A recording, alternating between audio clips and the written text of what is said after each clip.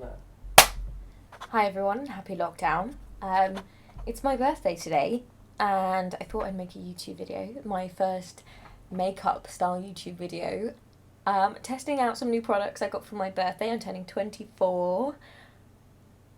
I have some bougie makeup in my collection. Some of it is brand new today, and I thought it would be a good idea to do a full face or testing my most expensive makeup and seeing if it makes me look 10 years younger so I can be 14 again. Not gonna happen! No, not gonna happen! I want to preface this by saying I am no makeup pro. I'm very much a beginner. I'm also very bad at a lot of things. But we're just going to give it a go, and hopefully it'll be a little bit relatable because I'm useless at everything. So I don't own many expensive primers. In fact, I don't own many primers at all. It's a recent kind of endeavour for me to wear primers. But I got this one from Anna Sue in a Birchbox a couple of months ago.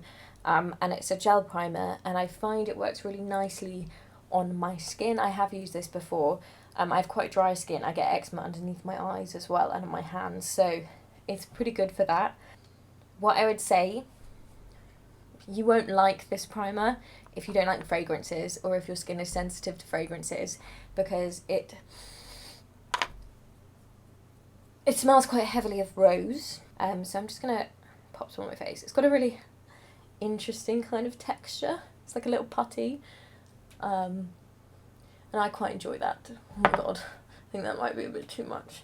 So I'm hoping that all of this makeup will reverse any damage that has been done by 24 years of stress and bad diet.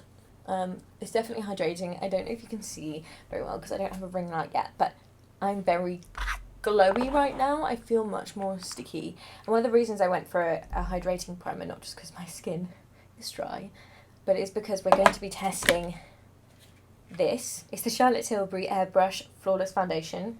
It's supposed to be full coverage, matte, long wearing. I've got this in Too Cool. I did a shade match online to my current foundation, so hopefully it works for me.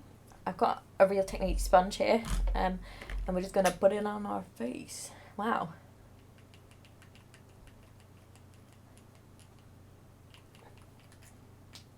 I think I've got too much on my face, but we're going for it, we're working with it. I would say this is actually a really pretty good match for me.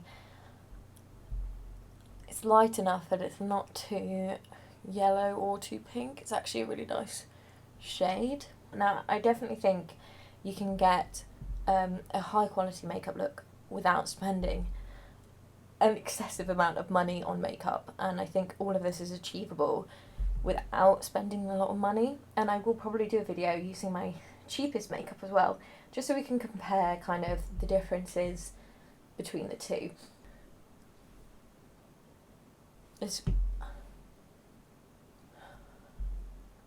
I really like it. See, I was really worried because I used to wear the Estee Lauder Double Wear all the time. It used to be my everyday foundation, and after a while I stopped being as into full coverage foundations. It just felt too heavy. It wasn't movable if it rubbed off during the day. Like, I couldn't patch it easily. Just didn't work as well with my dry skin. But this, I don't know if the primer's helped. It's covered up my eczema really well. What I would say is I can still see the texture of my face. Like, I don't have perfect skin. I drink wine. But from a distance, I think you can't see the texture that well. It's not settling into the texture that much. It does look quite airbrushed, and I think it would do from a distance and in photos and stuff. And I also feel like it's not that heavy. The Estee Lauder Double Wear is quite a heavy foundation, and it feels like you're wearing foundation, whereas this actually feels quite light on my face.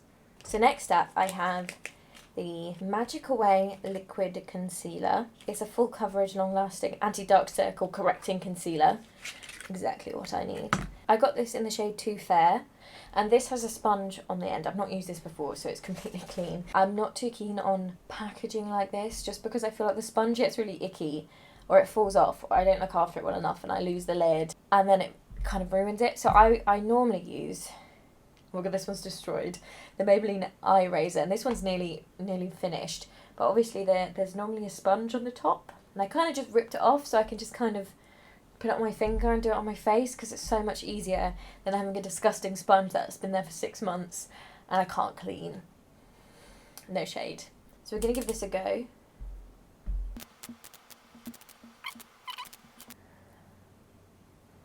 It's just not, like, I can see it on there, but it's just not coming out. Okay.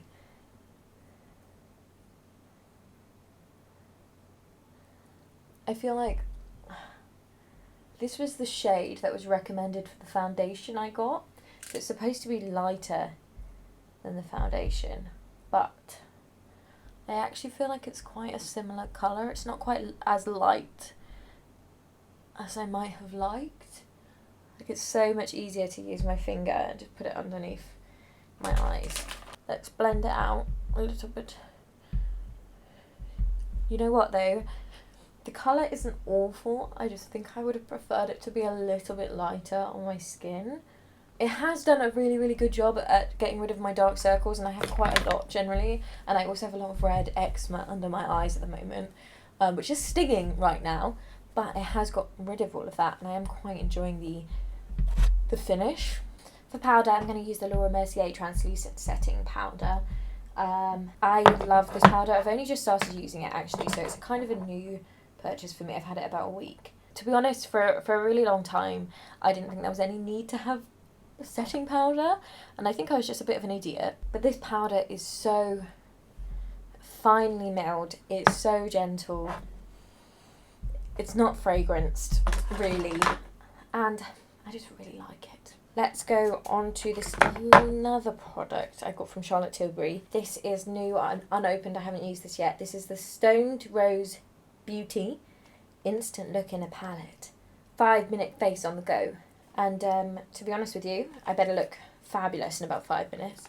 So this is supposed to have a bronzer, a blush, a highlight, and some cheek shades. It's smaller than I expected, and I think it might be a little bit of a challenge to get my brush in, but I really love a bronzer and give it a shot. Oh my god, that's not what I meant to do. I think I might have over bronzed, but we're in lockdown, so who's gonna see? My boyfriend. I think that the palette actually being this size is really good for travelling, and it is something I'd want to take travelling with me. So I'm going to use number 5, which is the Cheek Swish. I'm just trying not to get my brush in anything else. Wow, okay. I really like that. It's kind of like a shimmery pink, but it's got some payoff. It's just making me look a little bit more healthy. Now I'm going to use number 6, the Cheek Pulp, and I'm going to put this on my apples. Oh, that might be too much. Yes, that is very pigmented. Now I look like Noddy. That's okay. That's okay. We can all look like Noddy sometimes. So I'm actually going to take a little bit of it and pop it on my nose. I like to do the typical Instagram thing where you put blush on your nose to try and make you look cute. And then I just look like a moron for the rest of the day. Yeah. You know what? I really like that. I really like that. So I'm actually going to take another brush and put some of the highlight that's in here on my cheek. Now, my cat is around. Cicero, come here! Okay, so what I would say about this highlighter is that it's very natural. It's not my favourite. It's just not very blinding, and I don't appreciate that. And like I don't mind a natural looking highlighter, but it's just not really doing what I wanted it to do. This is my baby boy. Hello! Okay, so I think the highlighter, I think my issue with it is it just feels a little bit chalky. Like it almost feels powdery rather than shiny, and it's kind of picking up the texture on my face. I'm not sure you can see it on the camera. So I've got the NARS Orgasm palette here, and I'm going to pop some of the highlighter under my face, and you'll be able to see the shine, maybe. Maybe. I'm going to use a different brush. Maybe that's the problem. Maybe it is all me. No, it's definitely not. Yeah, I really like that. My eyebrows are a mess at the moment because I'm trying to grow them out to fill out a more natural shape. I've got some sparse areas that I'm hoping will fill in from me over plucking them. So I'm going for a bit more of a natural look. Excuse me! I really struggle with brows just because I am a fake ginger and I don't have ginger eyebrows, so I always look for something that kind of turns my eyebrows ginger. And I recently invested in this Bobbi Brown Auburn Natural Brow Shaper. I'm just going to give it a test on camera for you, but I do really like it. I think my main issue is that it picks up all my stray brow hair, so it kind of looks like I have a misshapen brow. So I just kind of like to fill in my brows with it. And as you can see, I don't know if you can tell, but it kind of fills in all my sparse brow bits, makes it look a bit bigger. And it also adds kind of that ginger tint to it, which I feel like matches the kind of auburn that my hair is. And I really appreciate that. This is not my best brow look, it's a little bit messy, but I kind of vibe with it. And then what I tend to like to do, we're going to try this, is kind of take some concealer, just kind of clear up the bits that are messy. So I'm going to go back to the Charlotte Tilbury palette, and it's got 3 eye colours here that suggest that they are the 3 things you need. So we're going to just use these 3 things and hope for the best. It says to use it in this order. It says 1, eye brighten, eye enhance, and eye smoke. But I'm not going to use it in that order. I'm going to go with the smoke first. And just kind of pop it through the crease and just kind of give it some definition. I can't really see what I'm doing, but here we go. So the video cut out, but all I did while you were gone was finish the eyes, sort of, and put mascara on. I decided not to put eyeliner on because my eyes are very sore at the moment, so I just, with eczema, and I just really don't want to aggravate them anymore. What I might do is put a little bit of colour into the eye while I share my thoughts that you missed. I'm going to use the Smoky Eye from the Charlotte Tilbury palette just to do that. This is a terrible brush for this. I really, really love the eyeshadows in this palette. They're very pigmented, very buildable, and very movable. It's only 3 colours, which I don't know if is enough to do like kind of a glam look if you were wanting to. For an everyday natural look, it's super cute. I kind of vibe with it. Is it worth £50? I'll leave that up to you. I've put some lip gloss on my lips just to keep it hydrated while we're going, but I'm going to put some lipstick on. I have a Huda Beauty lip contour in the shade Venus, and I don't really have a lipstick that matches it, so we're just going to kind of gamble. There we go. Just a quick line. And I'm then going to use one of my only high-end lipsticks, because I don't wear that many. It's the Estee Lauder lipstick in the shade Rebellious Rose. It's the Pure Colour Envy series. I got this in a Christmas box, that's why it's got different packaging. A couple of years ago, and then I never really wore it. So I'm going to give it a go now. Well, what I would say is that it tastes really good. And it kind of smells like cocoa-y, and I quite like it. And it is, I mean, I've made a mess of it, but it is quite smooth on my lips. It's quite a nice, not my favourite colour, but I think that's my problem, not yours. And it's a very smooth texture, and it's very comfortable on my lips. And finally, this is new to me as well, is the setting spray, the Airbrush Flawless Setting Spray. I got it in the smaller size just because I'm not sure about setting spray for my skin, and also the full size was sold out because it's clearly so popular. I'm just going to spray our face and hope everything doesn't melt. You're not going to like this if you don't like perfumed products on your face, because it definitely smells like perfume, but it smells like, you know, I imagine Dame Judi Dench would smell like this. It's quite nice. A very fine mist, very nice spray. I think only one was enough because it kind of covered my whole face. But I kind of vibe with it. So what I'm going to do is finish the video here and then get back to you at the end of today and tell you how long this makeup lasts, because obviously the foundation claims to be long wearing. I think it even claims to be 16 hours. Yeah, up to 16 hours of wear.